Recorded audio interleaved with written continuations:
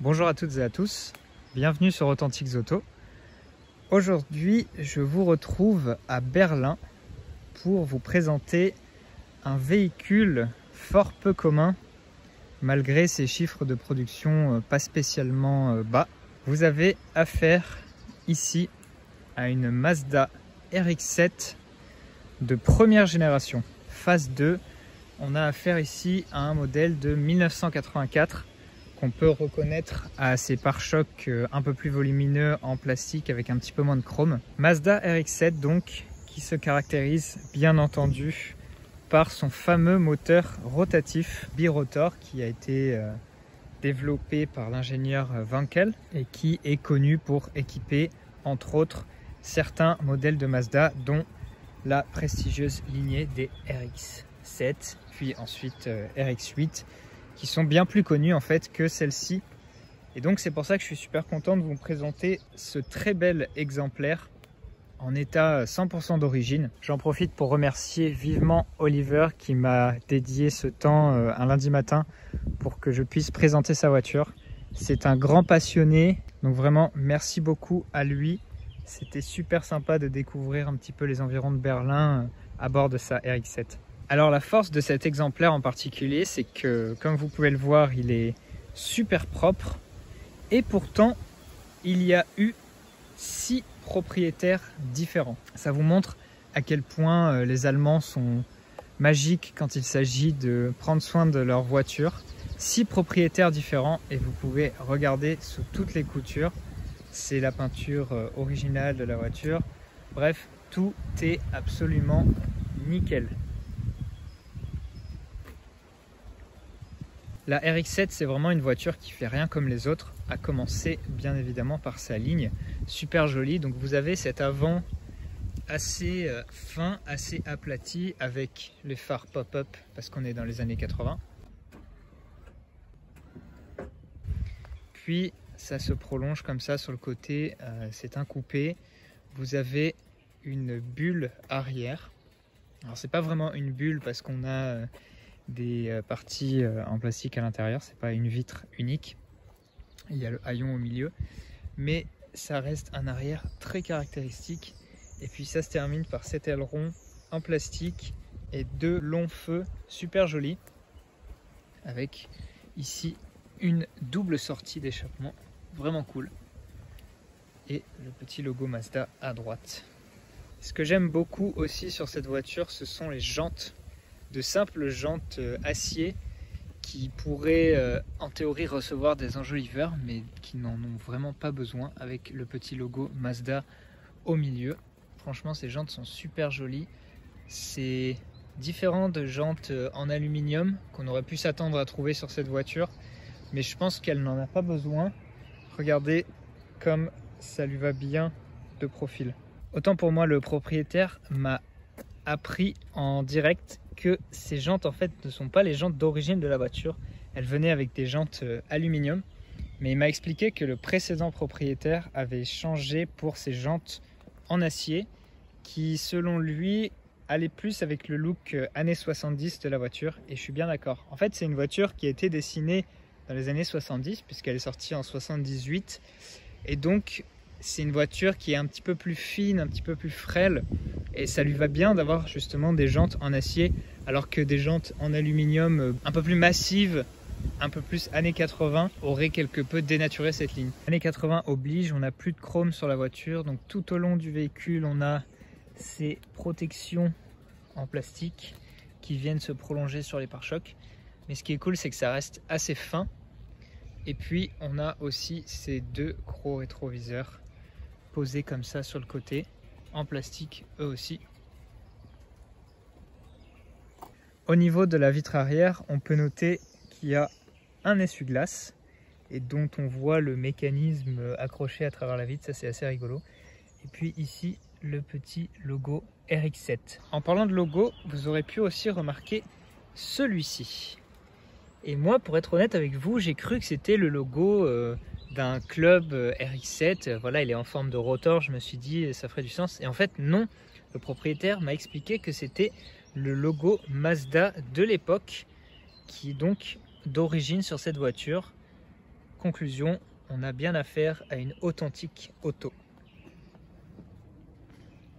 Avec une ligne aussi aérodynamique, effilée et puis jolie honnêtement, on peut s'attendre à avoir une voiture de sport assez puissante. Bon, autant vous le dire tout de suite, c'est pas une voiture qui est puissante. Sous le capot, on retrouve un moteur rotatif 1,15 litre de 115 chevaux. C'est pas énorme, c'est pas non plus très peu, franchement ça suffit largement. Mais en fait, c'est le caractère du moteur qui va faire toute la force de la voiture.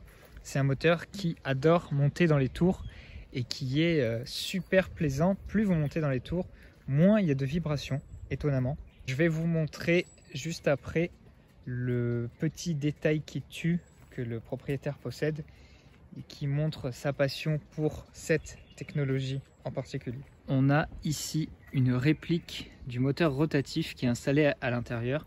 Donc ça va permettre de voir en fait en direct comme ça à quoi ressemble le mécanisme du moteur rotatif. Démonstration du fonctionnement du moteur. Et vous avez sur le côté une petite lumière qui simule l'étincelle. Franchement, le niveau de détail c'est assez poussé. Vous voyez à gauche en jaune, c'est là que le mélange air-essence entre.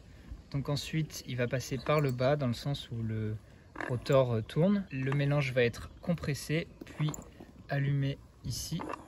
Et enfin, ça va donner le mouvement global au rotor. Et à la fin, les gaz d'échappement vont s'échapper par ce côté rouge ici.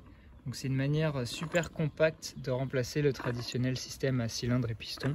Franchement, j'en avais jamais vu un fonctionner d'aussi près. C'est super cool. Allez, on va passer à l'intérieur.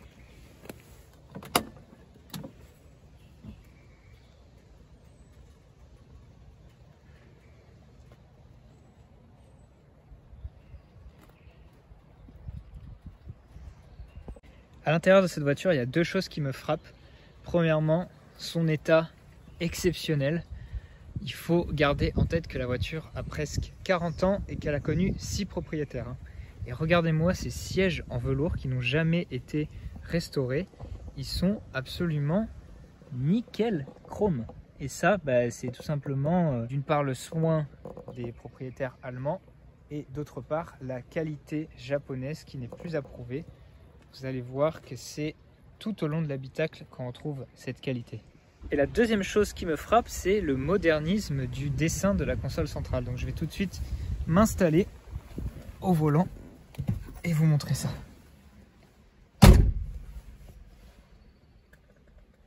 commence donc par la console centrale parce que vraiment celle-ci m'a interpellé par son design qui a l'air beaucoup plus moderne que l'époque de la voiture. Pourtant, rien n'a été changé à part évidemment la radio. D'abord en haut, ces boutons poussoirs pour la ventilation, franchement, ils pourraient être sur une voiture des années 2000 que ça m'étonnerait absolument pas.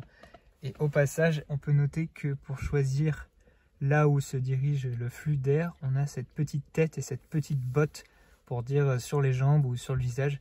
D'habitude, c'est pas dessiné comme ça, c'est assez rigolo. Ensuite, vous avez pareil deux molettes de ventilation qui elles aussi me paraissent étonnamment modernes et au milieu une horloge digitale à quartz. C'est vraiment dur de se dire que cette voiture est de 1984 si on regarde uniquement cette console. Si elle était de 96, vraiment ça m'étonnerait pas du tout. Puis voilà la radio qui a été changée, un petit espace de rangement et ici un cendrier qui est d'une qualité, vous pouvez pas le sentir, vous pouvez peut-être l'entendre à l'écran, mais qui est d'une qualité impressionnante. Le volant est l'un des éléments que je préfère sur cette voiture. J'ai toujours adoré les combinaisons de volant en cuir avec une partie métallique comme ça. Ça donne un aspect super solide et très sportif. Là, il est à 3 branches. Il a un design vraiment simple et pertinent, je trouve. Il est super joli. Pareil, ce bloc compteur est absolument magnifique. 2 compteurs centraux au fond orange qui donnent toutes les informations nécessaires. Vous remarquez au passage que la voiture a seulement 152 000 km pour 40 ans et 6 propriétaires, je le rappelle, donc c'est vraiment rien du tout, surtout sur une japonaise.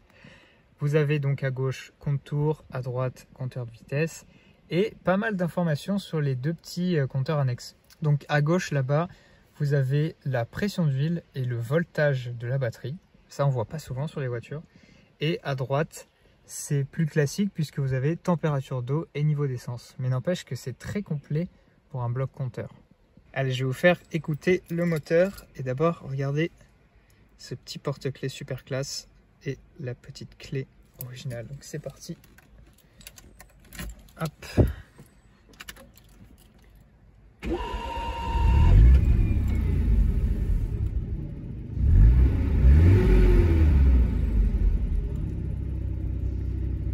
Vous pouvez constater que le ralenti est super stable et je peux vous garantir qu'il n'y a aucune vibration dans la voiture. C'est un très beau moteur.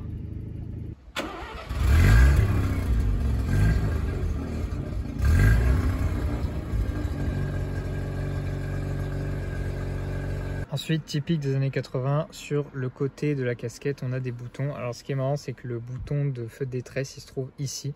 Faut pas oublier quand on en a besoin qu'il est à gauche comme ça. Et là-bas, vous avez donc ici les commandes de rétroviseur électrique. Étonnamment, pas super accessible, mais c'est quand même une option sur cette voiture. Là, vous avez la hauteur des phares et puis ensuite en bas, ici, pour ouvrir le coffre, petit bouton, et pour ouvrir la trappe à essence, un autre petit bouton. Pareil, d'habitude, on va plutôt trouver ça en bas.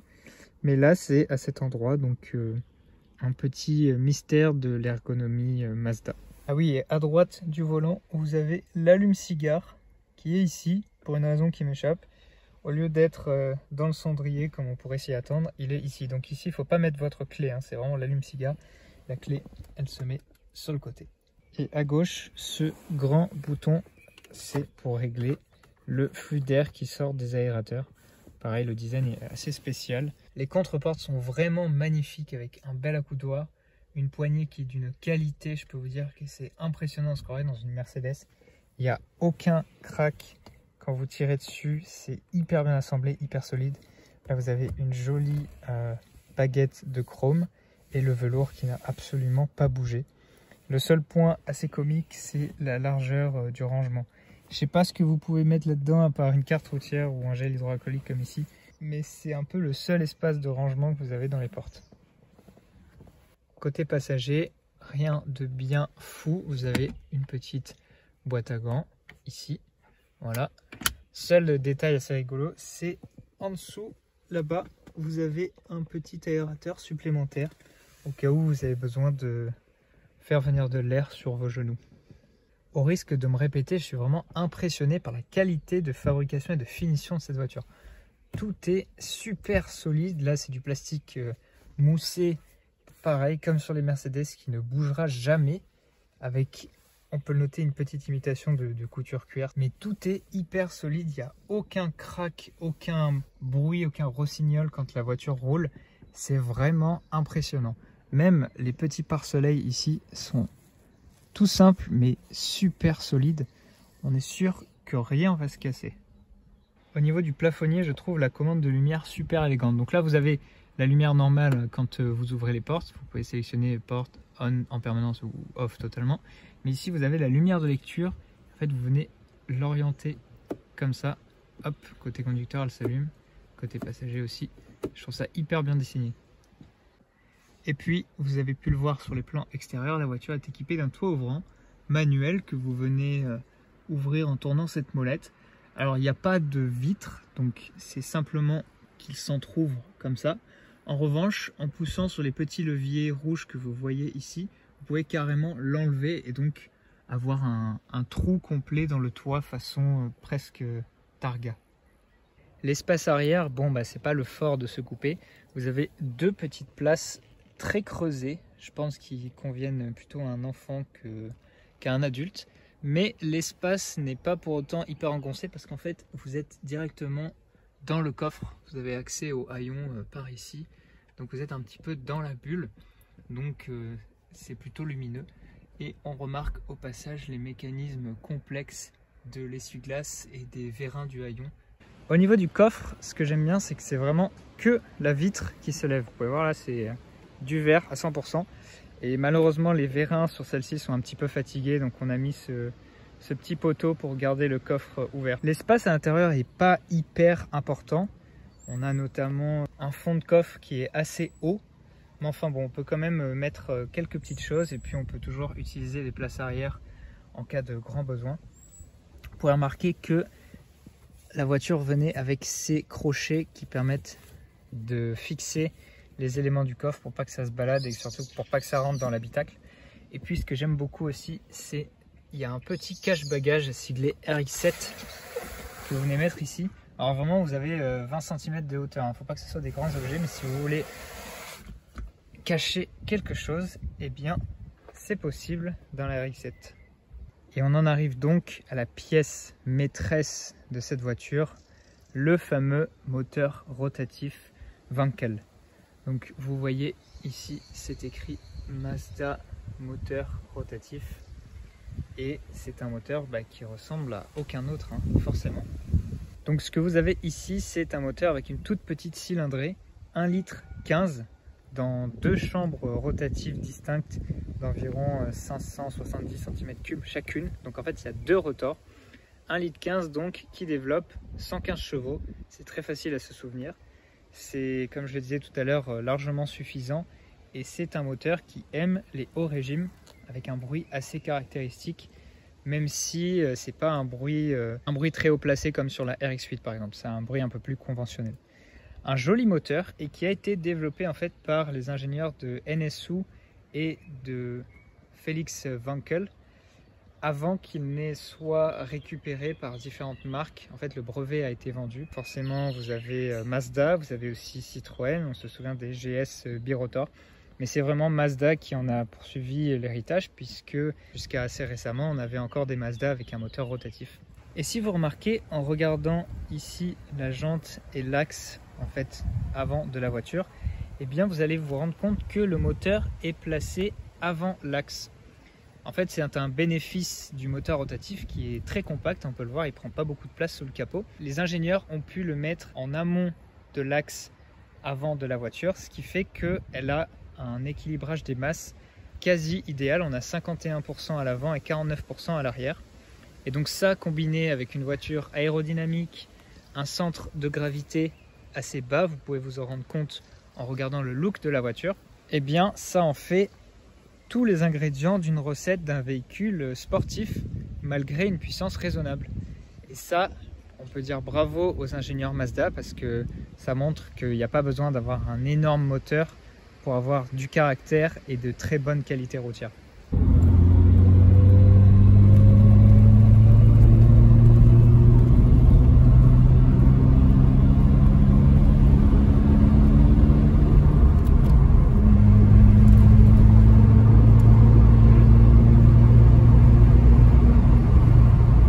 Pour conclure, vous avez en plus la voiture moteur tournant. Je suis super content d'avoir pu faire cette vidéo parce que vraiment les RX7 comme ça, c'est extrêmement rare. On est plus habitué aux modèles plus récents qui eux-mêmes sont difficiles à trouver en strict état d'origine sans tuning.